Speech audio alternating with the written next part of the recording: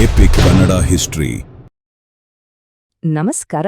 ಇವತ್ತು ನಾವು ಮಾತಾಡೋಕೆ ಹೊರಟಿರೋದು ಸಂಪತ್ತಿನ ದೇವತೆ ಕುಬೇರನ ಬಗ್ಗೆ. ಯೋಚನೆ ಮಾಡಿ, 3 ಲೋಕಗಳನ್ನೇ ಆಳೋ ಸಾಕ್ಷಾತ್ ವಿಷ್ಣುವೇ ತನ್ನ ಮದುವೆಗೆ ಈತನತ್ರ ಸಾಲ ತಗೊಂಡಿದ್ದ ಅಂದ್ರೆ ಇನ್ನು ಕುಬೇರ್ನ ತಾಕತ್ತು ಎಷ್ಟಿರ್ಬೇಕಲ್ವಾ? ಆದ್ರೆ ಇಷ್ಟೊಂದು ಪವರ್ಫುಲ್ಲಾಗಿರೋ ದೇವತೆ ತನ್ನ ಹಿಂದಿನ ಜನ್ಮದಲ್ಲಿ ಒಬ್ಬ ಕಳ್ಳನಾಗಿದ್ದ ಅಂದ್ರೆ ನಂಬೋಕಾಗತ್ತಾ? ಹೌದು, ಇದು ಸತ್ಯ. ಹಾಗಾದ್ರೆ ಒಬ್ಬ ಸಾಮಾನ್ಯ ಕಳ್ಳ ಹೇಗೆ ಸಂಪತ್ತಿನ ದೇವನಾದ? ಇದೇ ಪ್ರಶ್ನೆ ನಮ್ಮ ಇವತ್ತಿನ ಕಥೆಯನ್ನ ಮುಂದೆ ತಗೊಂಡು ಹೋಗುತ್ತೆ.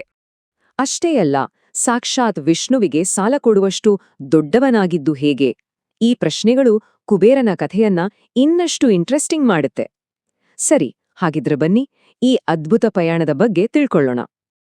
ಈ ಕಥೆಯನ್ನ ಸರಿಯಾಗಿ ಅರ್ಥ ಮಾಡ್ಕೋಬೇಕು ಅಂದ್ರೆ ನಾವು ಕುಬೇರನ ಹಿಂದಿನ ಜನ್ಮಕ್ಕೆ ಹೋಗ್ಬೇಕು. ಆ ಜನ್ಮದಲ್ಲಿ ಅವನ ಹೆಸರು ಗುಣನಿಧಿ. ಗುಣನಿಧಿ ಹೆಸರಲ್ಲೇ ಗುಣ ಇದ್ರೂ ಅವನು ಹುಟ್ಟಿದ್ದು ಒಬ್ಬ ರಾಜಗುರುವಿನ ಮಗನಾಗಿ. ಒಳ್ಳೆ ಮನೆತನ. ಆದ್ರೆ ಕೆಟ್ಟ ಚಟುಗಳಿಗೆ ಬಿದ್ದು ಜೂಜು, ಕಳ್ಳತನ ಅಂತ ದಾರಿ ತಪ್ಪುಬಿಟ್ಟಿದ್ದ. ಅವನ ತಂದೆ ಯಜ್ಞದತ್ತ ರಾಜಗುರುವಾಗಿ ದೊಡ್ಡ ಜವಾಬ್ದಾರಿ ಹೊತ್ತಿದ್ರೆ ಈ ಮಗ ಮನೆಯಲ್ಲೇ ಕಳ್ಳತನ ಮಾಡಿ ಜೂಜಾಡೋ ಮಟ್ಟಕ್ಕೆ ಎಳೆದಿದ್ದ. ಆದ್ರೆ ಕಥೆಯಲ್ಲಿ ಇಲ್ಲೇ ಒಂದು ದೊಡ್ಡ ಟ್ವಿಸ್ಟ್ ಸಿಗುತ್ತೆ. ಅದು ಮಹಾಶಿವರಾತ್ರಿಯ ದಿನ. ಗುಣನಿಧಿ ಮಾಡಿದ ಪ್ರತಿಯೊಂದು ಕೆಟ್ಟ ಕೆಲಸವೂ ತಿಳಿಯದೆಯೇ ಒಂದು ಪುಣ್ಯದ ಕೆಲಸವಾಗಿ ಬದಲಾಗುತ್ತೆ. ಹೇಗೆ ಅಂತೀರಾ? ಮನೆಯಿಂದ ಓಡಿಹೋಗಿ ಗೌತಮಿ ನದಿಯಲ್ಲಿ ಸ್ನಾನ ಮಾಡ್ತಾನೆ. ಹೊಟ್ಟೆಗೆ ಏನೂ ಸಿಗ್ದೆ ಇಡೀ ದಿನ ಉಪವಾಸ ಇರ್ತಾನೆ. ದೇವಸ್ಥಾನದಲ್ಲಿ ಕಳ್ಳತನ ಮಾಡೋಕೆ ಕಾಯ್ತಾ ಕೂತು ಅರಿವಿಲ್ಲದೆ ಇಡೀ ರಾತ್ರಿ ಜಾಗರಣೆ ಮಾಡ್ಬಿಡ್ತಾನೆ. ಕೊನೆಗೆ ಕತ್ತಲಲ್ಲಿ ಪ್ರಸಾದ ಹುಡುಕೋಕೆ ತನ್ನ ಬಟ್ಟೆಯನ್ನೇ ಹರಿದು ಶಿವನಿಗೆ ದೀಪ ಹಚ್ತಾನೆ. ಕೊನೆಗೆ ಪ್ರಸಾದದ ಮಡಿಕೆ ಎತ್ಕೊಂಡು ಹೋಗುವಾಗ ಅಲ್ಲೇ ಮಲಗಿದ್ದ ಭಕ್ತನೊಬ್ಬನ ಕಾಲಿಗೆ ಎಡವಿ ನಂದೀಶ್ವರನ ಮೇಲೆ ಬಿದ್ದು ತಲೆಗೆ ಪೆಟ್ಟಾಗಿ ಅಲ್ಲೇ ಪ್ರಾಣ ಬಿಡ್ತಾನೆ. ನೋಡಿ, ಉದ್ದೇಶ ಕೆಟ್ಟದ್ದೇ ಆಗಿದ್ರೂ ಮಹಾಶಿವರಾತ್ರಿಯ ದಿನ ತಿಳಿದೆ ಮಾಡಿದ ಈ ಪುಣ್ಯ ಕೆಲಸಗಳಿಂದ ಅವನಿಗೆ ಸೀದಾ ಕೈಲಾಸಕ್ಕೆ ಎಂಟ್ರಿ ಸಿಕ್ಬಿಡುತ್ತೆ. ಗುಣನಿಗೆ ಕೈಲಾಸ ಸಿಕ್ರೂ ಅವನ ಕಥೆ ಅಲ್ಲಿಗೆ ಮುಗಿಯಲಿಲ್ಲ. ಅವನು ಮತ್ತೆ ಭೂಮಿಯಲ್ಲಿ ಹುಟ್ತಾನೆ. ಆದ್ರೆ ಈ ಸಾರಿ ಅವನ ಮುಂದಿನ ದಾರಿ ಇನ್ನೂ ಕಷ್ಟಕರವಾಗಿತ್ತು.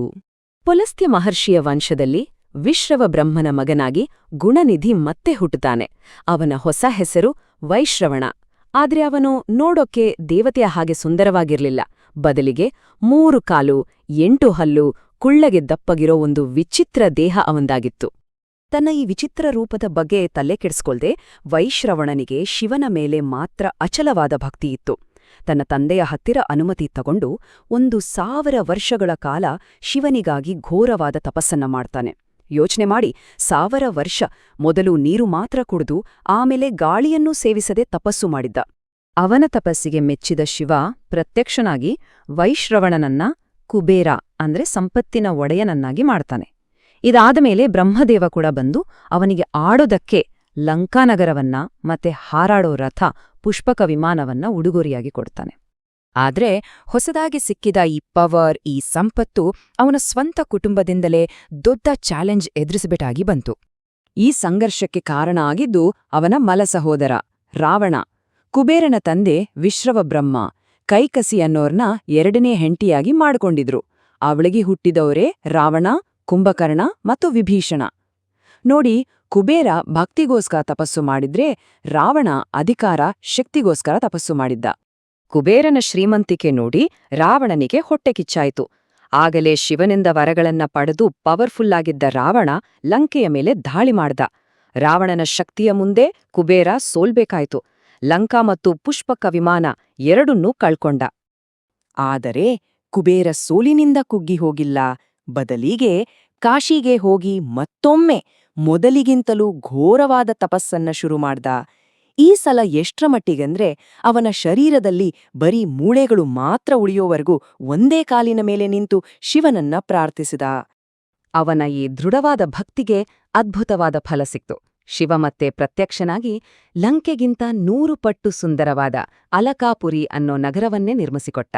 ಅಷ್ಟೇ ಅಲ್ಲ, ಅವನನ್ನ ಯಕ್ಷರು ಗಂಧರ್ವರ ರಾಜನಾಗಿ ಮಾಡಿ ಸುಂದರವಾದ ರೂಪವನ್ನ ಕೊಟ್ಟು ತನ್ನ ಪ್ರಿಯ ಮಿತ್ರ ಅಂತಾನೂ ಕರೆದ. ನೋಡಿ, ಸೋಲಿನಿಂದ ಎದ್ದು ಬಂದ ರೀತಿ ಇದು. ಹೀಗೆ ಸಂಪತ್ತು, ಅಧಿಕಾರ ಎಲ್ಲವನ್ನೂ ಮರಳಿ ಪಡೆದ್ರೂ ಕುಬೇರನಿಗೆ ಇನ್ನೂ ಒಂದು ದೊಡ್ಡ ಪಾಠ ಕಲಿಯೋದು ಬಾಕಿಯಿತ್ತು. ಅದು ಅಹಂಕಾರದ ಬಗ್ಗೆ. ಒಂದು ದಿನ ತನ್ನ ಸಂಪತ್ತಿನ ಬಗ್ಗೆ ಸಿಕ್ಕಾಪಟ್ಟೆ ಗರ್ವದಿಂದ ಕುಬೇರ ಶಿವನನ್ನ ಊಟಕ್ಕೆ ಕರೆಯೋಕೆ ಕೈಲಾಸಕ್ಕೆ ಹೋದ. ಶಿವ, ನನ್ನ ಬದಲು ನನ್ನ ಮಗ ಗಣೇಶ ಬರ್ತಾನೆ ಅಂದಾಗ ಕುಬೇರ ಅಹಂಕಾರದಿಂದ, ಓ, ಇಂಥ ಕೋಟ್ಯಾಂತರ ಮಕ್ಕಳ ಹೊಟ್ಟೆ ತುಂಬಿಸಬಲ್ಲೆ ನಾನು ಅಂತ ನಕ್ಕ. ಆದ್ರೆ ಆಗಿದ್ದೇ ಬೇರೆ. ಗಣೇಶ ಬಂದು ಕುಬೇರ ಏನೆಲ್ಲಾ ಬಡಿಸಿದನೋ ಅದೆಲ್ಲವನ್ನೂ ಒಂದೇ ಕ್ಷಣದಲ್ಲಿ ತಿಂದು ಮುಗಿಸಿ ಇನ್ನೂ ಹಸಿವಾಗ್ತಿದೆ ಅಂದ. ಕುಬೇರನ ಇಡೀ ಖಜಾನೆ ಖಾಲಿಯಾದ್ರೂ ಗಣೇಶನ ಹಸಿವು ನೀಗ್ಲೇ ಇಲ್ಲ. ಆಗ ತನ್ನ ತಪ್ಪಿನ ಅರಿವಾಗಿ ಕುಬೇರ ಓಡಿ ಹೋಗಿ ಶಿವನ ಕಾಲಿಗೆ ಬಿತ್ತ. ಆಗ ಶಿವ ಹೇಳಿದ್ದು ಇಷ್ಟೇ, ಅಹಂಕಾರದಿಂದ ಅಲ್ಲ, ಭಕ್ತಿಯಿಂದ ಆಹಾರ ಕೊಡು. ಕುಬೇರ ವಾಪಸ್ ಬಂದು ಪ್ರೀತಿ, ಭಕ್ತಿಯಿಂದ ಸ್ವಲ್ಪ ಆಹಾರ ಕೊಟ್ಟ ತಕ್ಷಣ ಗಣೇಶನ ಹೊಟ್ಟೆ ತುಂಬಿತು. ಇದು ಅವನಿಗೆ ಸಿಕ್ಕಿದ ಮೊದಲ ಪಾಠ.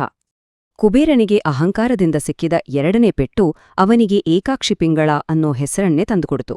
ಅಂದ್ರೆ ಒಂದೇ ಒಂದು ಹಳದಿ ಬಣ್ಣದ ಕಣ್ಣುಳ್ಳವನು ಅಂತ. ಈ ಕಥೆ ಪಾರ್ವತೀದೇವಿಗೆ ಸಂಬಂಧಪಟ್ಟಿದ್ದು. ಕೈಲಾಸಕ್ಕೆ ಹೋದಾಗ ಪಾರ್ವತೀದೇವಿ ಶಿವನ ಭುಜದ ಮೇಲೆ ಕೈ ಹಾಕಿರೋದನ್ನ ಕುಬೇರ ನೋಡಿದ.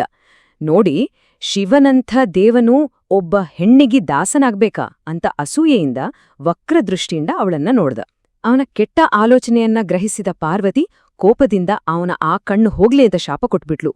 ಶಿವ ಮಧ್ಯಪ್ರವೇಶಿಸಿ, ಅದು ಅಸೂಯೆಯೇ ಹೊರತು ಕಾಮವಲ್ಲ ಅಂತ ವಿವರಿಸಿದ ಮೇಲೆ ಪಾರ್ವತಿ ಶಾಪವನ್ನ ಸ್ವಲ್ಪ ಬದಲಾಯಿಸಿ ದೃಷ್ಟಿ ವಾಪಸ್ ಕೊಟ್ಲು. ಆದ್ರೆ ಆ ಕಣ್ ಮಾತ್ರ ಶಾಶ್ವತವಾಗಿ ವಿಕಾರವಾಗಿಯೇ ಉಳಿದುಹೋಯ್ತು.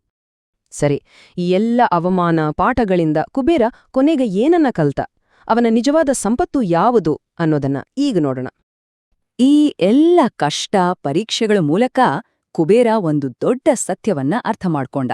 ಅದೇನೆಂದ್ರೆ, ನಿಜವಾದ ಸಂಪತ್ತು ಬಂಗಾರ, ನಗರಗಳು ಅಥವಾ ಅಧಿಕಾರದಲ್ಲಿಲ್ಲ. ಅದು ಇರೋದು ನಮ್ರತೆ, ಪ್ರಾಮಾಣಿಕವಾದ ಭಕ್ತಿ ಮತ್ತೆ ಶುದ್ಧವಾದ ಮನಸ್ಸಿನಲ್ಲಿ. ಕೊನೆಗೆ ಕುಬೇರನ ಕಥೆ ನಮ್ಮ ಮುಂದೆ ಒಂದು ಆಳವಾದ ಪ್ರಶ್ನೆಯನ್ನ ಇಡುತ್ತೆ. ಸಂಪತ್ತು ಅನ್ನೋದು ನಾವು ಮಾಡೋ ಭಕ್ತಿಯ ಫಲಾನ ಅಥವಾ ನಮ್ಮ ಅಹಂಕಾರವನ್ನ ಪರೀಕ್ಷೆ ಮಾಡೋಕೆ ದೇವ್ರು ಕೊಡುವ ಒಂದು ಟೆಸ್ಟ್ ಇದ್ದಾಗೇನಾ? ಇದ್ರ ಬಗ್ಗೆ ಯೋಚನೆ ಮಾಡಬೇಕಾದ ವಿಚಾರ. ಇಂತಹ ಇತಿಹಾಸದ ಕಥೆಗಳಿಗಾಗಿ ನಮ್ಮ ಚಾನಲ್ ಅನ್ನು ಸಬ್ಸ್ಕ್ರೈಬ್ ಮಾಡಿ ಮತ್ತು ಬೆಲ್ ಐಕಾನ್ ಒತ್ತಿ. ಪ್ಲೀಸ್ ಸಪೋರ್ಟ್ ಮಾಡಿ.